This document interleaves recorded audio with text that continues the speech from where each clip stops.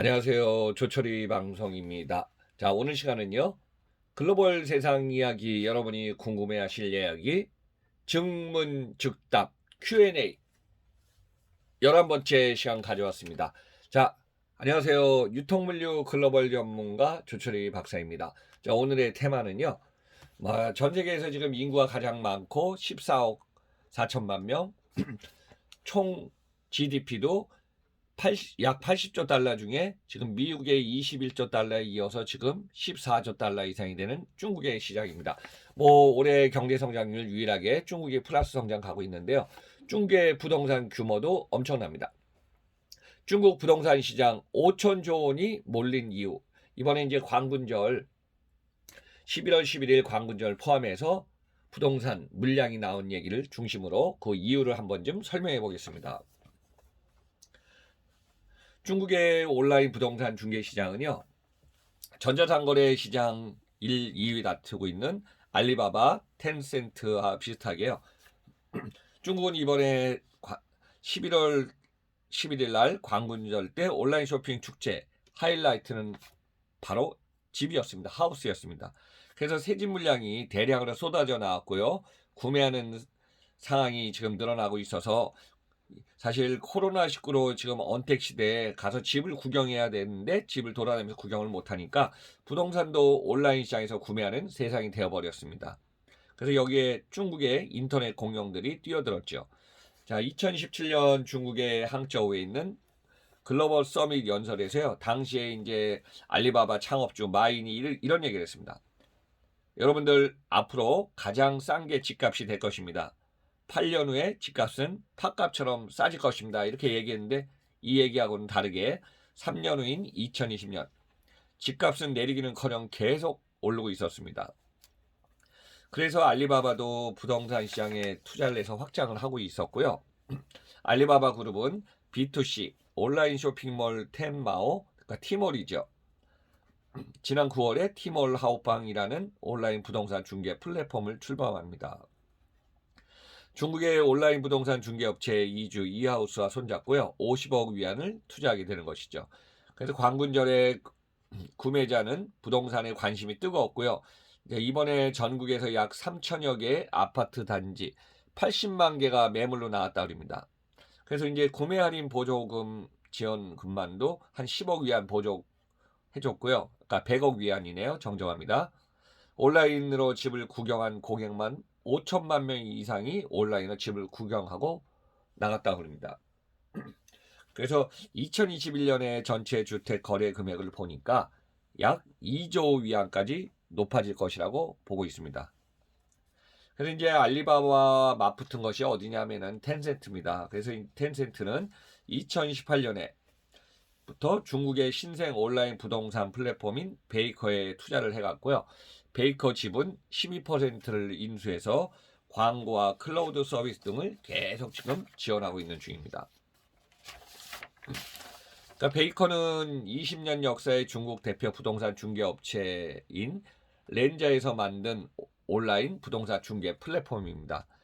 그래서 인공지능이라든가 빅데이터를 활용해서 부동산 중개 서비스로 성장을 해왔고요.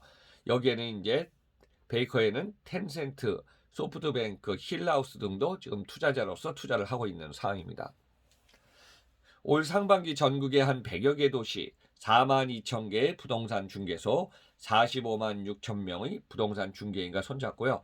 확보한 주택 물량만 해도 엄청나네요. 2억 2,600만 채에 이르고 있습니다. 그래서 올해 광군절 행사 시기가 11월 5일부터 11일 동안 베이커 플랫폼을 통해서 24,699채가 지금 팔리고요. 신규 주택 분양 청약이 이루어졌다고 합니다. 거래 액수만 해도 367억 9천만 위안입니다. 작년에 이제 베이커의 매출액이 460억 위안이니까 우리 돈으로 7조 4천억 원 정도 되고 있죠. 그래서 이제 2017년보다 약 8% 증가한 수치입니다. 그러니까 매출액 기준으로는 중국 최대 온라인 부동산 중개 플랫폼이고요. 지난 8월에 뉴욕 증시 상장한 이후에 주가는 공모가 대비 3배 이상 증가한 상태입니다. 연간 거래액도 2조 1,300억 위안으로 거래액은 알리바바에 이어 2의 온라인 플랫폼을 좀 차지하고 있는 것이죠. 그럼 여기서 이제 중요한 거 5천조 원의 중개 부동산이 이제 몰린 이유를 보니까 중국은 헝다그룹 산하 헝다연구소의 런처핑 수석연구원의 발표에 의하면요. 중국은 매년 6조 위안의 주택 거래가 이루어지고요. 신규 분양 주택으로서 12조 위안이 매물이 나온다 그럽니다. 그래서 이제 여기에 플러스 주택 임대, 인테리어, 리모델링, 금융 서비스 등등 다 합치니까요. 부동산 중개 서비스는 매년 30조 위안, 그러니까 우리 돈으로 5천조 원 정도의 규모의 이것이 진행된다고 합니다. 그래서 이것은 뭐 이제 알리바바의 3년치 거래 규모 정도고요. 지금까지 온라인 거래는 중국 시장에서 별로 이제 관심도 호의적이지 않았다 그럽니다. 그래서 이제 중국 사람들도 집을 가서 실제로 보면서 전망 보면서 다양한 걸 경험해서 집을 샀는데요. 뭐 올해 같은 경우는 연초부터 중국에는 뭐 우한을 시작해서 중국 전역으로 코로나가 있어갖고 뭐 경제 활동이 지금 봉쇄된 상태가 있지 않았을까? 1분기 이후부터. 그다음 2분기 지나서 이제 종료 선언을 하고 나서 이제 서서히 시장이 풀리기 시작하고 그다음에 3분기 민족 대이동 중국도 이제 추석에 이동하고요. 그다음에 4분기 지금 제조 포함해서 소비가 지금 살아나기 시작했습니다. 근데 이런 상황이 이제 중국이 지금까지는 이런 상황이어서 보니까 코로나 상황에서는 온라인 시장에 주목이 되기 시작하고 관군제 같은 경우도 이 많은 물량들이 몰리고 그다음에 구매를 하게 된 것이죠. 근데 이제 중국이 경기가 둔화되고 하는 상태에서 중국 정부는 부동산 규제를 갖다가 계속 조이고 있기 때문에 집을 살려는 사람은 구매하는 사람은 줄고 있고 매매보다는 공급이 아직까지 좀 중국은 많은 상태입니다. 그래서 이제 전 세계 부동산 시장에서 중국이 지금 자금이 몰린 상황을 한번 좀 정리해서 여러분들한테 설명해 봅니다. 전 세계는 이제 부동산하고 주식 시장이 지금 매년 올라가고 있기 때문에 올해 같은 경우 우리나라도 보니까 어제 코스피가 뭐 2,602로 코스피가 이제 최고 경신을 했기 때문에 이러한 부동산 주택은 각 국가별로 지금 관심을 갖고 한쪽으로 쏠림 현상이 계속될 걸로 보고 있습니다.